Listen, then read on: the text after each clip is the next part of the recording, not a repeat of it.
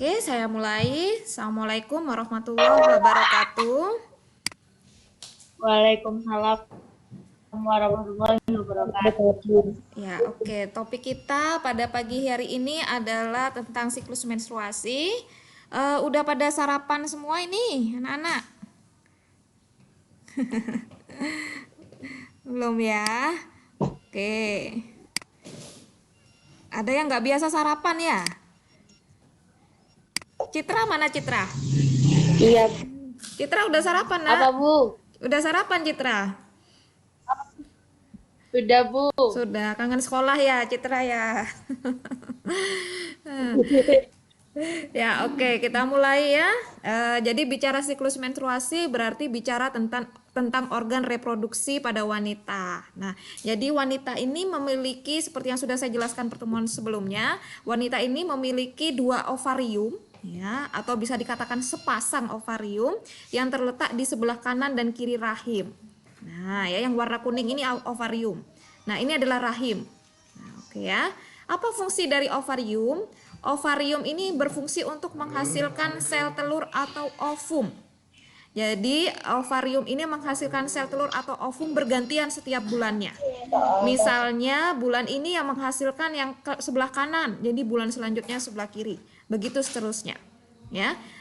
Rentang waktunya biasanya normalnya itu adalah 28 hari. Meskipun setiap wanita, artinya wanita yang satu dengan yang lain tidak sama ya.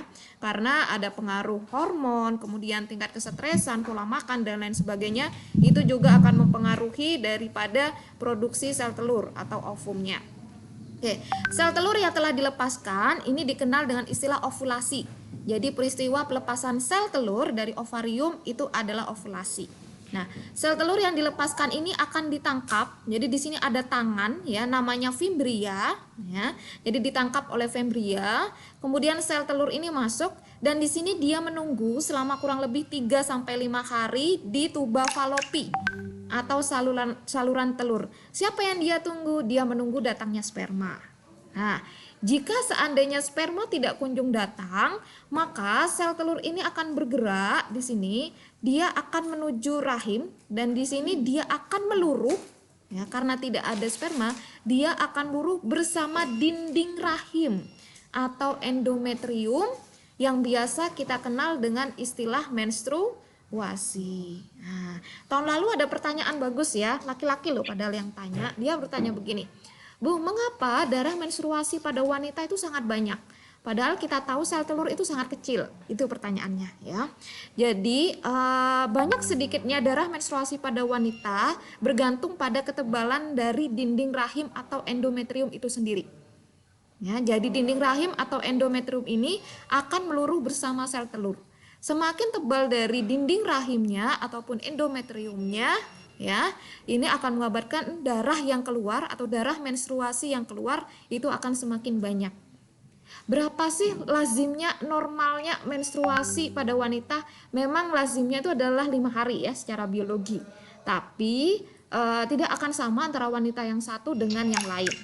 Dalam agama Islam sendiri, jadi di agama Islam itu sebenarnya sudah mengatur tentang hukum tentang darah wanita ya, bahwa darah menstruasi itu maksimal adalah 15 hari dalam hukum Islam ya.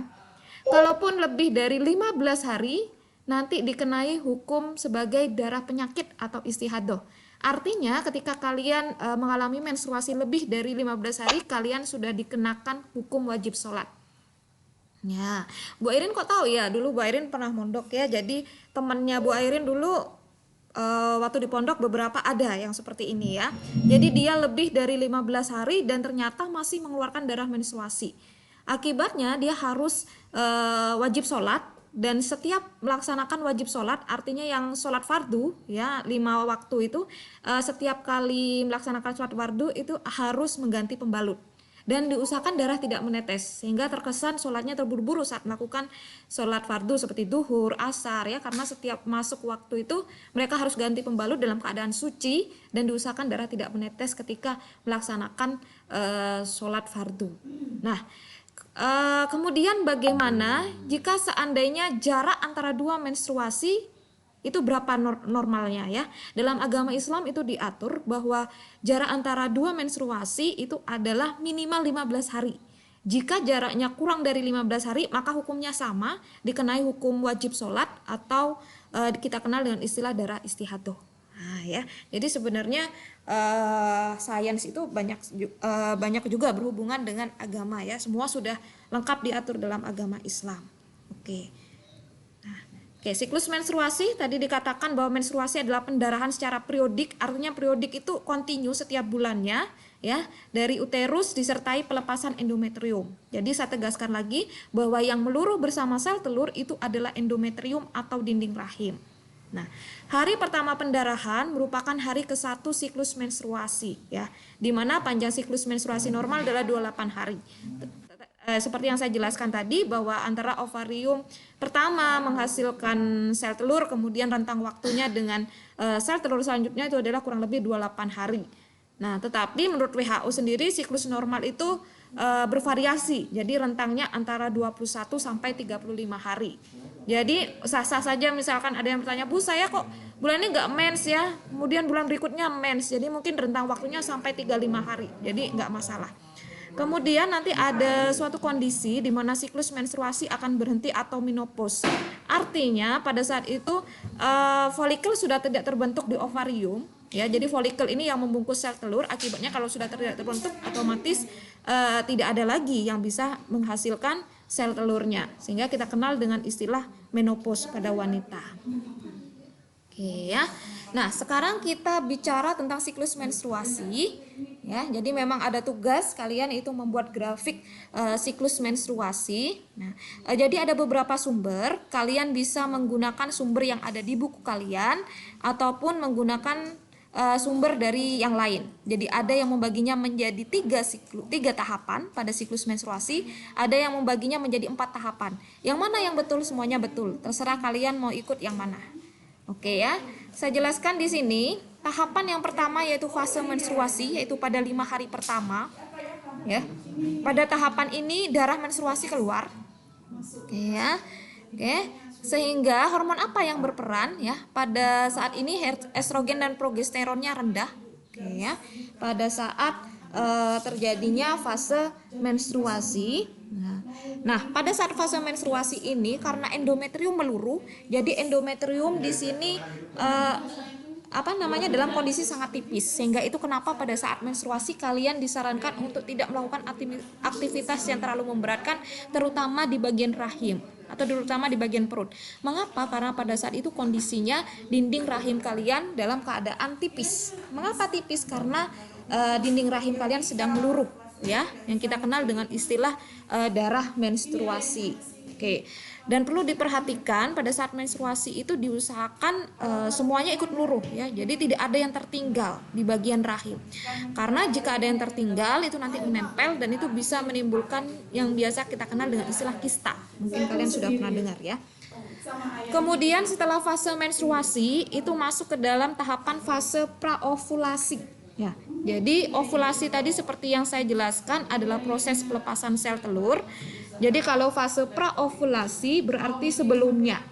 Nah, sampai hari ke-14. Ya, jadi kalau tadi ada 28 hari, maka kita bagi di tengah yaitu hari ke-14. Di hari ke-14 ini adalah fase ovulasi. Ovulasi ini adalah proses pelepasan sel telur. Nah, sebelum dari ovulasi namanya praovulasi, setelah dari ovulasi namanya adalah pasca ovulasi. Nah, pada fase praovulasi ini hormon FSH dan LH sudah mulai meningkat ya. FSH ini kepanjangan dari follicle stimulating hormone. Jadi hormon yang merangsang perkembangan folikel nanti ya, yang berfungsi untuk proses pematangan daripada sel telur atau ovum. Kemudian pada fase ovulasi, nah ini biasanya sering keluar pada soal-soal ujian nasional, yaitu adalah fase ovulasi. Ini adalah hormon LH-nya meningkat seperti ini ya. Jadi kalau ada pertanyaan hormon apa yang meningkat pada fase ovulasi, maka jawabannya adalah hormon LH ya. Kemudian yang terakhir ya. Oke, pada saat pasca ovulasi ya, setelah dikeluarkan sel telurnya pada tahapan ovulasi, maka tadi folikelnya tadi akan berubah menjadi korpus luteum.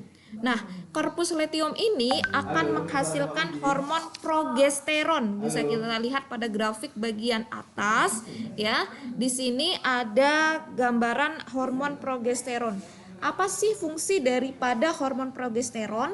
Jadi hormon progesteron ini berfungsi untuk memelihara pertumbuhan endometrium atau dinding rahimnya, sehingga nanti seandainya di bulan berikutnya ada embrio ataupun janin yang ditanamkan di rahim itu sudah siap ya. Nah, itu secara garis besar gambaran daripada grafik pada siklus menstruasi.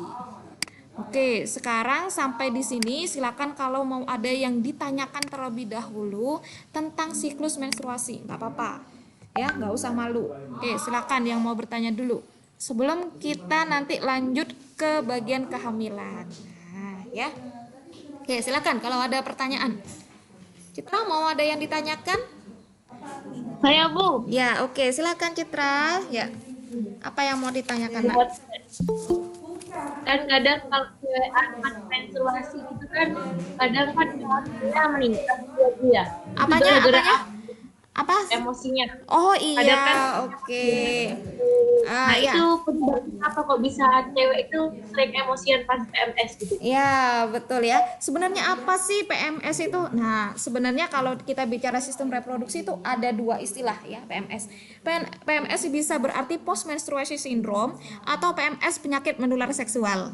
Nah, ya, penyakit menular seksual kita bahas di topik selanjutnya ya, di pertemuan selanjutnya. Kalau PMS yang biasa dibicarakan anak-anak sekarang itu adalah post menstruasi syndrome. Jadi memang emosional yang menjangkut ketika proses menstruasi. Jadi kan tadi kita bicara tentang banyaknya hormon ya, hormon yang bekerja ketika proses menstruasi ya, mulai dari FSH, LH ya. Dan perlu diperhatikan ketika proses menstruasi bisa dibayangkan ya, endometrium ataupun apa tadi namanya, dinding rahim meluruh dan itu mengeluarkan banyak darah. Nah, biasanya kalau punya kecenderungan anemia, dia akan mempunyai gejala pusing. Seperti saya, ya. Saya sendiri kalau pas saya sendiri punya tekanan darah rendah, jadi ketika saya datang menstruasi, terkadang saya mengkonsumsi vitamin A ya, supaya apa namanya? Di sini untuk mengurangi gejala saya ya, yaitu gejala anemia, kekurangan darah merah. Nah, ketika proses itu ada banyak sekali hormon yang bekerja, diantaranya akan mempengaruhi psikologi dari wanita. Di antara mudah merasa lelah pasti ya. Kemudian ada beberapa yang mengikuti dari menstruasi itu sendiri. Ada yang mengalami sakit perut. Nah ya, jadi itu adalah kondisi-kondisi yang mengikuti ketika proses menstruasi ya. Kemudian ada yang pusing-pusing, ada yang mual ya. Nah, sehingga ada beberapa yang menjual produk-produk atau ramuan untuk mengurangi gejala-gejala tersebut, terutama misalkan nyeri ataupun mual di bagian perut. Meskipun sebenarnya produk-produk seperti Kiranti dan lain sebagainya itu tidak disarankan ya ketika saat menstruasi. Ya, mengapa ya? Sepertinya kita tuh memang harus benar-benar menjaga asupan yang masuk ke dalam tubuh kita, bahwa sebenarnya minum air putih hangat itu jauh lebih jauh lebih sehat ya, dibandingkan harus mengkonsumsi zat-zat yang banyak mengandung zat kimia. Nah, jadi penjelasannya itu tadi adalah beberapa hormon ya yang cukup mempengaruhi psikologis wanita ketika proses menstruasi berlangsung. Di antaranya mudah lelah ya, kemudian badan-badan terasa pegal itu secara fisik, dan psikologinya dia akhirnya mudah marah ya, akhirnya tidak mudah terbawa emosi. Itu hanya bagian daripada psikologi ketika terkena menstruasi ya. Oke, meskipun sebenarnya kalaupun tidak mens, kalau bawaannya mudah marah ya mudah marah juga kan ya Cit.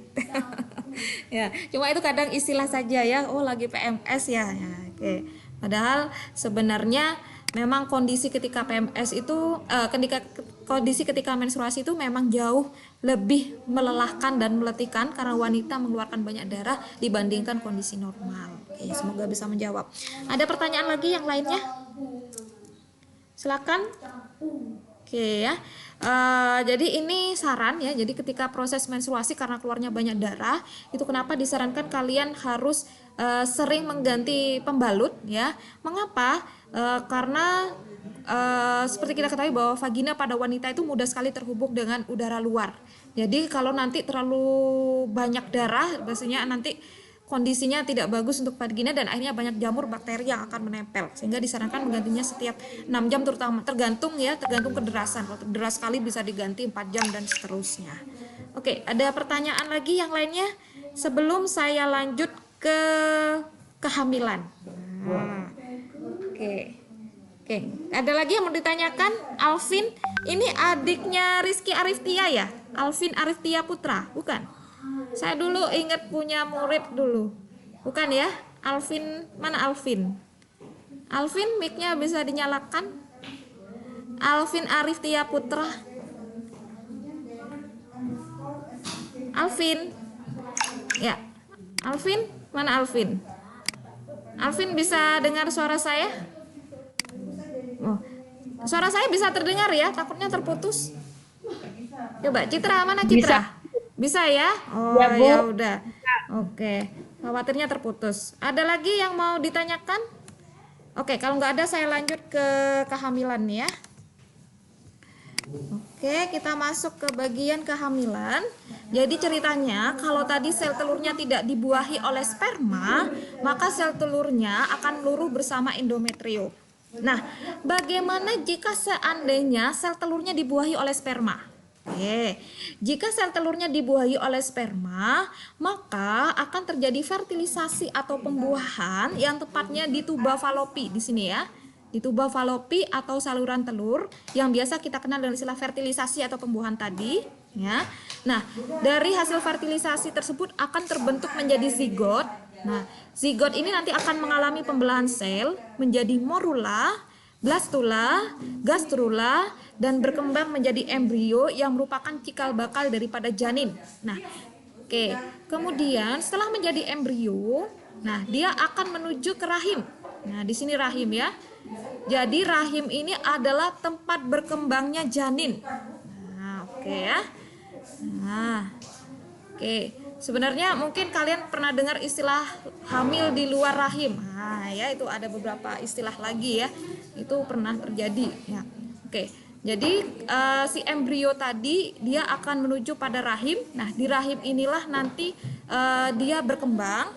Oke. Kemudian di sini kita lihat bagaimana prosesnya. Ini tadi ya ada zigot, morula, blastula, gastrula, embrio. Nah, nanti ada bagian yang kita sebut dengan istilah plasenta. Oke ya. Nah, ini tahapan perkembangan kalian ya dulu ya. Ketika ada di rahim ibu kalian ya. Nah, bisa dilihat perjuangan dari sang ibu ya, hamil 9 bulan, makanya ya harus tawaduk sama ibunya ya. Oke, dilihat perjuangan ibunya ketika hamil kalian dan melahirkan kalian. Nah, ketika 9 minggu bisa kita lihat ya, perkembangan janin masih seperti ini. Yang bisa dilihat dia masih kecil sekali ya. Kemudian ini 12 minggu. Kemudian 16 minggu. Kemudian di usia 4 bulan ditiupkannya roh ya. Oke, sebenarnya di sini sudah mulai berdenyut ya, sudah mulai berdenyut jantungnya daripada si bayi tersebut ya. Kemudian organ-organnya sudah mulai terbentuk ya. Sehingga itu kenapa ada bayi yang ketika berusia 7 bulan sudah dilahirkan ya.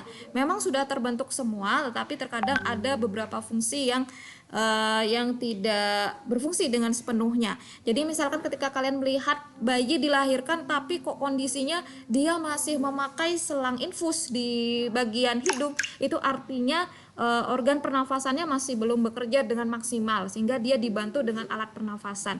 Sehingga itu kenapa sangat disarankan bahwa ibu hamil ini bisa melahirkan dengan kehamilan yang penuh, yaitu 9 bulan ya, sehingga memang benar-benar semua organ tubuhnya memang berfungsi dengan baik ya. Kebetulan anak saya yang terakhir tuh Tauhid itu 8 bulan dilahirkan ya, alhamdulillah organ tubuhnya berfungsi normal ya. Jadi tidak perlu menggunakan bantuan pernafasan dan lain sebagainya ya. Tapi ada beberapa kasus yang harus menggunakan bantuan jika proses kehamilannya tidak sempurna, yaitu artinya tidak full 9 bulan ya. Meskipun 7 bulan ini sebenarnya organ-organnya sudah berfungsi ya, tapi terkadang ada beberapa kasus yang tidak berfungsi dengan sempurna. Nah, oke, kalau kita lihat di sini ada namanya bagian plasenta ya.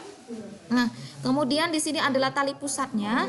Jadi di bagian inilah nantinya yang berfungsi menyalurkan nutrisi pada bayi ya, yang ada di dalam kandungan. Nah, ketika dia posisinya sudah siap untuk dilahirkan, maka secara intuisi posisi bayi ini akan bagian kepalanya akan berada di bawah atau mendekat pada vagina ya. Jadi ini vagina ya.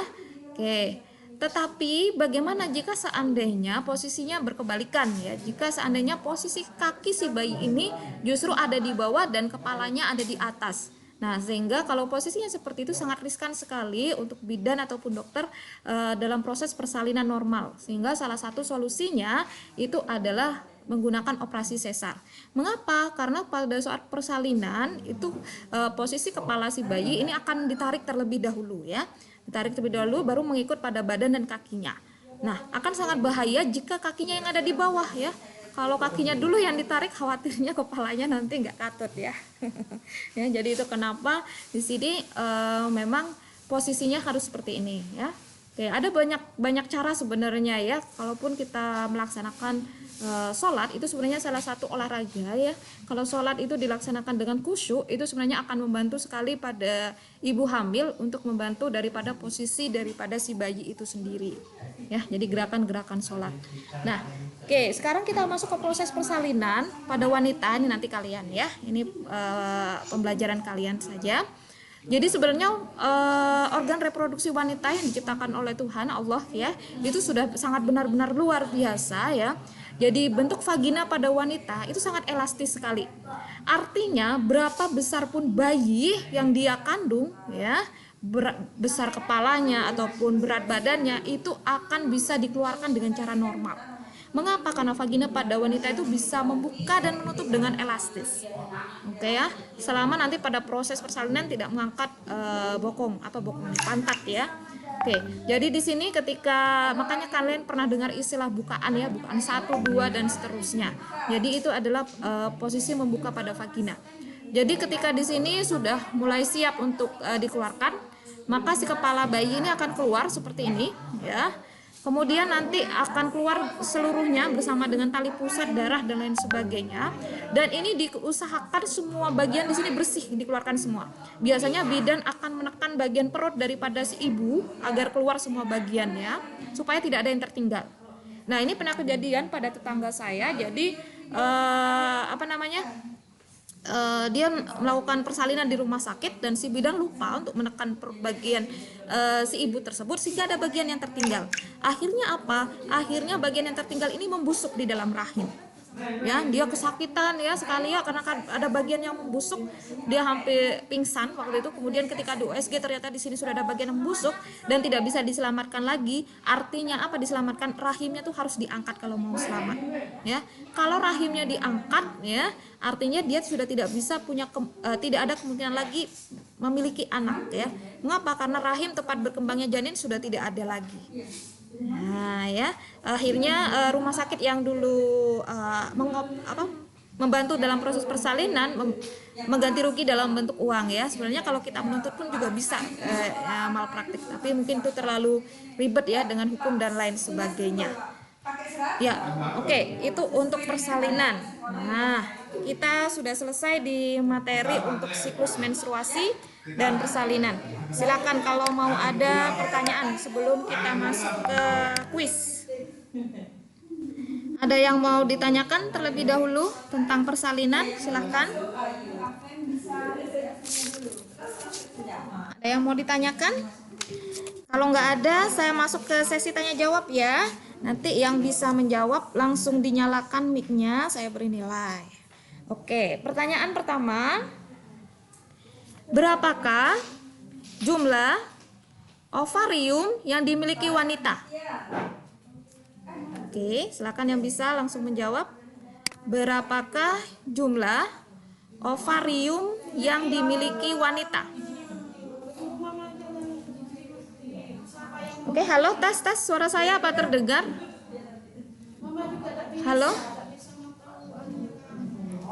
Berapakah jumlah ovarium yang dimiliki wanita? Kalian bisa browsing boleh ya. Ya, oke. Silahkan. Ya. Ovarium, Bu. Iya, berapakah jumlah ovarium yang dimiliki wanita? Memiliki 2 ovarium. Ya, betul sekali ya. Memiliki 2 ovarium atau sepasang. Ya, oke. Yang lainnya bisa jawab ya. Oke, gak usah malu, dinyalakan aja mic-nya. Pertanyaan yang kedua. Oke. Bersama apakah sel telur meluruh pada proses menstruasi? Bersama apakah sel telur meluruh pada proses menstruasi? Silakan. Halo, selamat pagi Salifah Novadi. Assalamualaikum. Silakan bisa dijawab. Bersama apakah sel telur meluruh pada saat menstruasi? Sudah mandi apa belum? Oke, silakan. Bersama apakah sel telur meluruh pada saat menstruasi? Oke, silakan. Silakan. Yang lainnya bisa menjawab. Ini Citra poinnya minggu lalu juga. Citra ya. 9B. Oh, Siti Faizah minggu lalu dapat 3 poin. Hari ini Siti Faizah tidak hadir ya. Siti Faizah 3 poin, Halimatus 1 poin, dan Raja 1 poin minggu lalu. Pertemuan sebelumnya. Ya, oke, silakan. Raja mau jawab lagi. Bersama apakah sel telur meluruh pada saat menstruasi? Oke, silahkan. Browsing boleh, lihat buku boleh. Tadi sudah saya jelaskan ya. Bersama apakah sel telur meluruh pada saat menstruasi? Daerah, Bu. Oke, Halimatus, apa jawabannya, Nak? Halimatus Sa'diah, bersama apa sel telur meluruh? Darah. Ya, darahnya dapat dari mana? Dapat dari dinding rahim, Bu. Siapa ini? Citra? Ya. Ya, dinding rahim atau nama lainnya apa tadi, Citra? Iya, endometrium ya. Jadi sel telur pada saat menstruasi meluruh bersama dinding rahim atau endometrium. Oke ya. Pertanyaan selanjutnya ya. Di bagian manakah pada organ reproduksi wanita bayi berkembang? Oke. Atau tempat berkembangnya janin. Nah, di manakah? Yuk. Rahim. Ya, betul, Halimatus Sa'diah. Ya, betul. Di bagian rahim atau di bagian uterus. Oke. Pertanyaan selanjutnya. Oke. Di bagian manakah yang berfungsi sebagai tempat keluarnya darah menstruasi dan bayi? Oke. Di Vagina. Iya, betul, di bagian vagina. Oke, sekarang ini kepanjangan ya, pertanyaan terakhir. Tadi ada yang bertanya ya. Sekarang apakah kepanjangan dari PMS? Karena tadi ada yang tanya. Yuk, kalau tadi mendengarkan penjelasan saya, apakah kepanjangan dari PMS? Ya, oke, Citra. Premenstrual syndrome, Bu. Premenstrual syndrome. Iya, oke, betul ya, berhubung Citra tadi ya yang tanya ya. Oke, demikian pembelajaran kita hari ini. Ada yang mau ditanyakan? Silakan kalau ada pertanyaan sebelum saya tutup. Oke, tidak ada ya. Ada yang mau ditanyakan? Oke, kalau tidak ada yang mau ditanyakan, saya akhiri ya. Terlebih dahulu meeting kita hari ini. Mohon maaf jika ada salah kata kalimat. Wabillahi taufiq walhidayah. Assalamualaikum warahmatullahi wabarakatuh. Waalaikumsalam. Waalaikumsalam warahmatullahi